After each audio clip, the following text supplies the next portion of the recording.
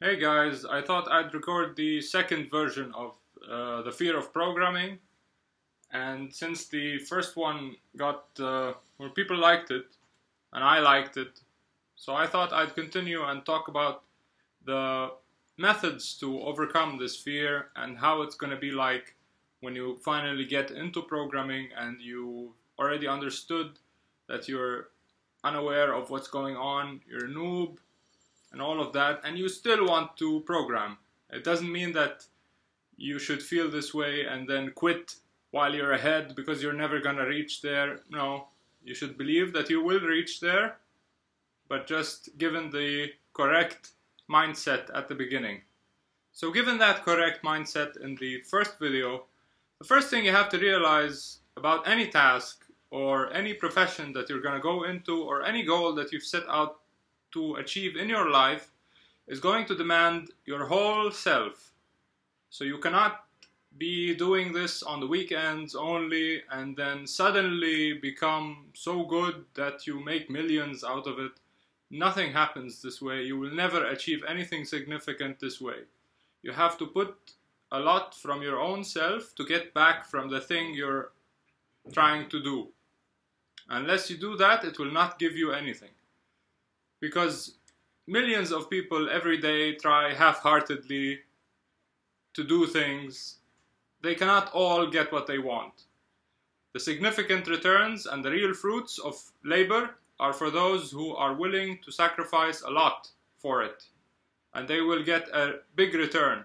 Only those people get the real returns.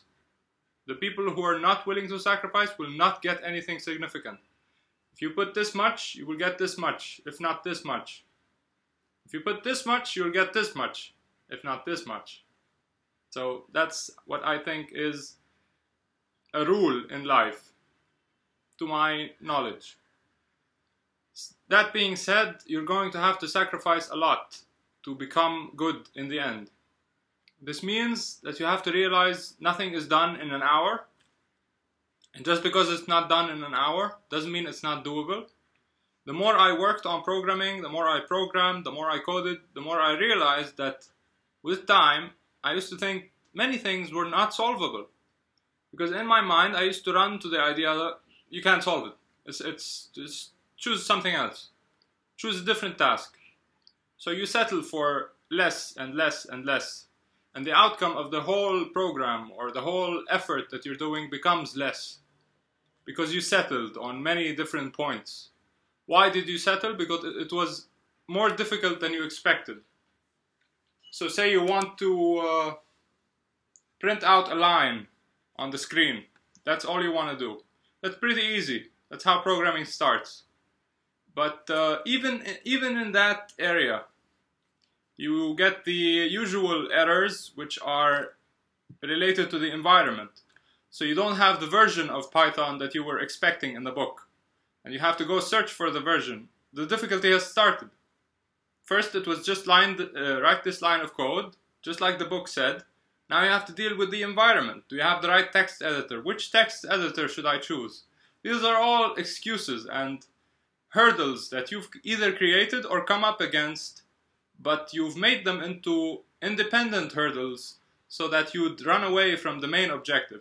Why we do this as human beings, I do not know. But I'm pretty sure that it's the fear of death. This sounds crazy, but sometimes as you are working, sometimes the difficulty of what you're trying to do, it seems severe.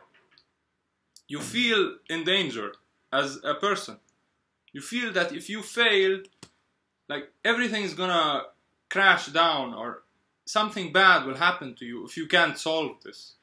So this is with good aspiring people. It doesn't happen with people who don't have aspirations or motivation. I don't think so. Because those people don't approach this point. They fail before, way before, on much smaller challenges. So with you, with me, we're still trying to overcome this and just take it step by step. So that we don't feel that we're gonna die if this doesn't get solved. Because with the size of the problem, you feel the size of the danger, you feel the size of the imminent failure coming your way, and you feel trapped and scared, and because it's not working. Why wouldn't it work? Am I a failure? This is too personal. You went too human. You have to realize that this is the nature of the game. Everything is like this. Programming specifically. Because the computer cannot sugarcoat anything. It doesn't understand. If it's wrong, it's gonna be wrong 2,000 years from now. Unless it changes and it can tell you that it's okay if it's wrong, it's not you, it's me. It can't do that. It's always gonna say it's you.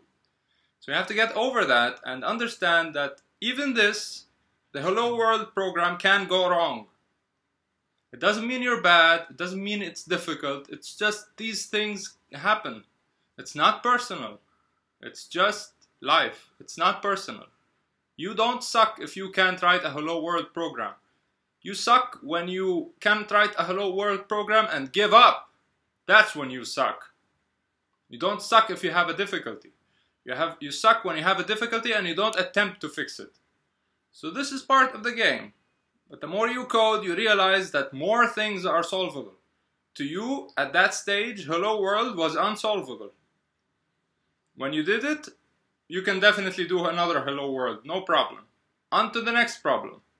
Hello World 5 times. So you have to learn what a for loop is. You don't know how to work with a for loop, etc, etc, etc. The more you do in programming, the more you realize that, man, everything is possible. Like, I can do anything. Everything can work in the end. If you want to make an app like, I don't know, Angry Birds, you can. You and a team of people, you can. The important thing is to just have the spirit that it is going to work, given that I've seen so many things in the past working. It's impossible that something will not work. Meaning, not work as in have the outcome you had in your mind about it. Because the outcome you had in your mind about something being equal to 5 might be wrong because you don't understand what 2 plus 2 is. You think it's 5, it's actually 4. But you did get an outcome, you solved it. The solution was that it was not solvable. That's a solution. That's very rare to find. But this also ended. It's a problem that was ended. Nothing doesn't end. Everything will end eventually. So there's no image in your head. There should not be an image in your head where you think, oh, this is never gonna end. I've been at this for like 2 hours. 2 hours? That's it? Just 30 more minutes. You'll see. Everything you expect will take this much. When it starts taking longer, it's usually this much longer. Not much more.